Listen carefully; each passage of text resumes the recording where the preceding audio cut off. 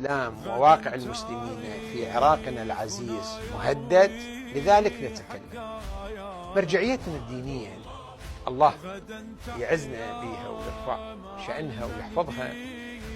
في بيانها الأخير يعني في استفتائها الأخير قال: أيها الناس، أن نشجع الذهاب إلى الانتخابات، ولكن واعتبروا من التجارب السابقة.